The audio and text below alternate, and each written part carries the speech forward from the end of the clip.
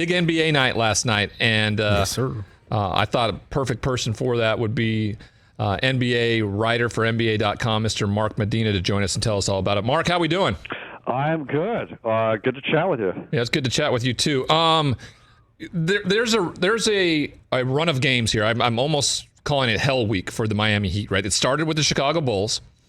Last night it went to the Milwaukee Bucks, and they had every opportunity to take the first two legs of this series before heading to New Jersey, or the Nets tonight, the Brooklyn Nets, I called them, tonight, and Kevin Durant's return, and then the Philadelphia 76ers. But talk to us about the ending of that basketball game. 20 seconds to go. Tyler Hero has the ball and the lead, and they can't get it done in regulation. Yeah, and it's really surprising that happened because the Heat, they've had some ups and downs the last few years, but one of the calling cards is that they're always resilient, they're disciplined, they make smart decisions, and that didn't happen. So I'm scratching my head because the reason why they're in the top of the Eastern Conference is because they usually master those things. I mean, speaking with Mark Medina from NBA.com, I mean, a 4-game road trip like this, it's disappointing, yes, because they really could have stolen one in Milwaukee before heading to these next big games. But that kind of loss, maybe on this road trip, could that spiral into a devastating finish to this thing? Because I mean, these are the teams that they're going to have to vie for in the East if they're going to get to an NBA championship. Yeah, I doubt it, only because I think the Heat are a resilient team. Look, I think that they very well could lose to Brooklyn tonight. They could lose to Philadelphia, but I would think that would have more to do with Kevin Durant coming back tonight. And Philadelphia, they've looked unstoppable ever since they've gotten James Harden, and that so far that pairing with Joel Embiid has been pretty much seamless. So in fairness to Miami, before their loss to the Bucks, they were on a 4-game winning streak. They had gone through a 5-game winning streak before now to Dallas. So I think for the most part they've been consistent. But I think to your broader point, the Eastern Conference is wide open here, and I would still give the edge to Philadelphia and Brooklyn because they're the most talented teams on paper. There are recipes for them to be combustible because of health and chemistry question marks with the new rosters. But on talent itself, they have the edge. And so where Miami has to be consistent is relying on that Heat culture. And I know that, people outside of Miami roll their eyes, but it is a real thing that they've been able to, be on top of the Eastern Conference, not only because of having Jimmy Butler and Kyle Lowry, but, they have a really good infrastructure from top to bottom. And that's what they have to tap into if they want to get out of the East. The Brooklyn Nets, like you mentioned, bring back Kevin Durant tonight after being away for a bunch of games. His reemergence, what kind of difference? And shockingly enough, it's a pretty easy answer to this. But what do you think his impact's going to be initially coming back to this team?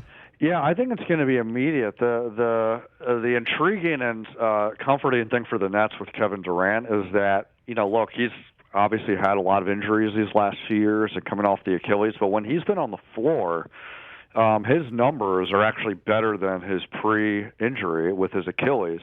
And so as long as he's there, I think they're the favorites to come out of the East. I think the question mark moving forward is, can he sustain a clean bill of health long term, as well as, what's Kyrie Irving's status going to be? There is this gray area now where New York has talked about lowering its mandate, but right. There are some stipulations that doesn't necessarily apply to workers in New York. So it remains to be seen when Kyrie can play in home games. But if Kevin Durant at least is available, they're going to still be the best team in the East. But that's been an uncertainty this season because he has missed so many games. Yeah, I mean, 32-31 as of right now, right? In the 8th position, right? We'll see what the backstretch of this season can look like for them and whether they get into a place where they don't have to play in that play-in tournament, because when you bring it down to one game, we talked about the Lakers last year. If they got in and it was a one-game type of deal, You never know what's going to happen in one game. You could have a bad shooting night. You could have all this, and you'd be out of the conversation. Yeah, and that's the blessing and the curse that the Nets have right now. They're very top-heavy, so Kevin Durant and Kyrie Irving can camouflage all their issues, but if one or two of them are out, like, they don't really have a lot of good depth. I know they have some decent players, but I don't think it's collectively enough to win games consistently. You mentioned the Lakers. I think specifically in this season, it's a little bit different where, okay, you still follow the old adage, you don't bet against LeBron James, but as he has still been playing his absolute best in his 19th season at 37, that hasn't been enough for the Lakers still to win games even when he's on the floor. So I think the Nets are in a different position than the Lakers, but it's still this high risk, high reward that, yeah, they have the path to get to the NBA Finals, but they also could lose in the play-in tournament if injuries strike to Kevin Durant the worst possible time. Yeah, it's what made that play-in tournament so interesting ever since the bubble a few years back. Okay, the Philly trade, right? The big trade that was made for James Harden, finally sending Ben Simmons along to the Nets. We've seen 3 games now. One back at home. Last night, 26 points, 9 rebounds, 9 assists. Everybody else contributed. They dominated the Knicks once again.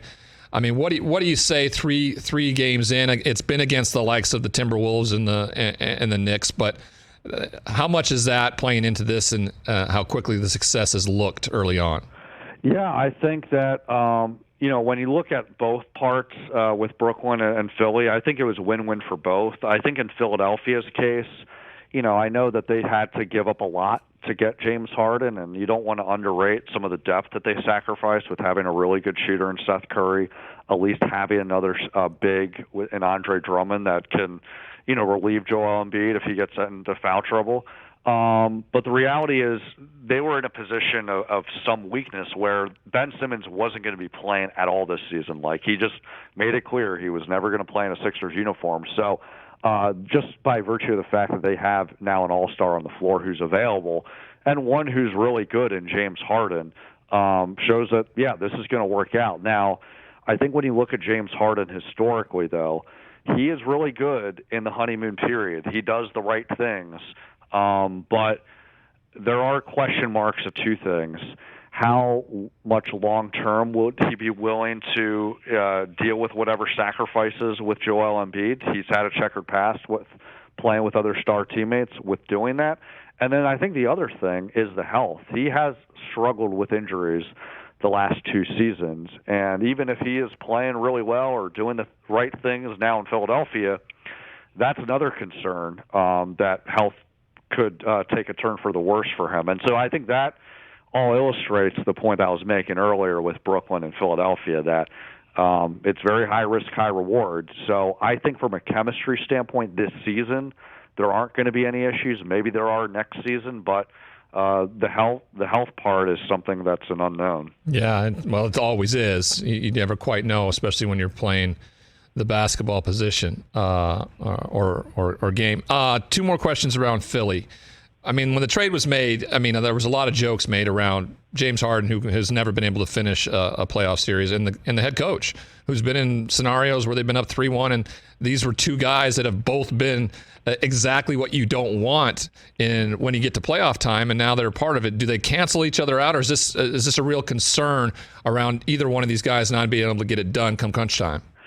Yeah, I think generally for both guys, there's a lot more extenuating circumstances that explain the shortcomings, but I attach that narrative more to James Harden than to Doc Rivers. I think in fairness to James Harden, them losing to the Warriors, look, they were a dynasty team, and they were the team with the Houston Rockets that were most successful at leaving the Warriors vulnerable when they had Kevin Durant along with Steph Curry and Klay Thompson, Draymond Green. But I think there is something to be said with James being able to know how to coexist with teammates. And then I think, and this ties to the health standpoint, he has a track record of wearing down the postseason because his workload is so heavy in the regular season. Part of that's been by design because, those teams that he's played for needs James Harden to play at his absolute best. But it's also, I think, a reflection of him, not willing to make those necessary adjustments. I think in Doc Rivers' case, look, he's not blameless, specifically when the Clippers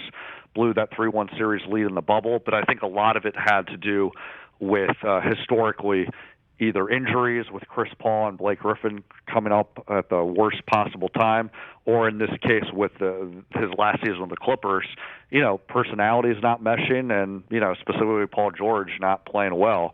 Not to say he's blameless, but in the pie chart, I would put him maybe third and fourth, where when you're looking at James and the reason for his shortcomings, his own shortcomings would be at the top of the list for that.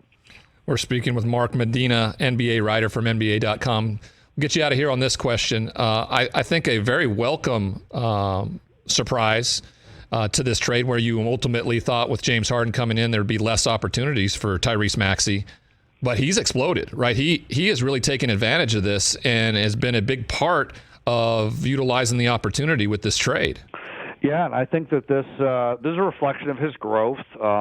He's been really, helping the Sixers there, and it also shows why they were validated and being beholden to, hey, we're not going to deal Tyrese Maxiell in these Ben Simmons, James Harden negotiations. At the 11th hour, the Nets were trying to get him. Thankfully the Sixers held firm on that. They did have to give up, other sources of depth, as I mentioned, with Seth Curry and Andre Drummond, but Tyrese Maxiell is the real deal, and I think the sky's the limit for him.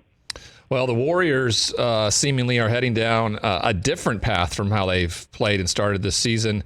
Is there any worry out west right now about the Warriors and their championship dreams and goals? I don't think internally there is. Look, they've been missing Draymond Green for an extended period of time. I think that they would be worried if they got any sense that Draymond Green wasn't going to be coming back for the rest of the season of playoffs. He's obviously been such a game changer on the defensive end for many years now, and while the Warriors were able to sustain his absence for at least the first few games, it wound up catching up to them. But there is optimism that his return's pretty imminent, and I think the other potential source of weakness is that they don't have a lot of size. Kevin Looney's fine, but he's a role player, and James Wiseman, it remains to be seen when he'll return, and he had an up-and-down rookie season. So when you talk to people around the league, some people give the Phoenix Suns the edge because they have that size advantage with having DeAndre Ayton and having a really good backup in JaVale McGee. But internally, so long as Draymond Green is back, the Warriors are optimistic because they can plug Draymond at center, and they feel like they're really skilled enough with their small lineups that it won't even matter because they have not only, the obvious answers with Steph Curry and Klay Thompson, but they have a really good blend of young and veteran players that can play and offensively and defensively at multiple positions that won't wind up catching up to them. But you know what? We'll wait and see. The Suns are the real deal. They're very well balanced. So it should be a fun playoff matchup, presumably in the West Finals. Yeah, that would be something. It'd be fun to watch Chris Paul against that team once again. All right, Mark, thanks for taking time and joining us and educating us about everything that's going on in the NBA right now. Thanks so much for having fun talking hoops with you. Yeah, you too. Mark Medina, everybody, NBA insider and writer for NBA.com. Very interesting stuff. Hey, you watched all the way to the end. Thanks for that. Watch more right here.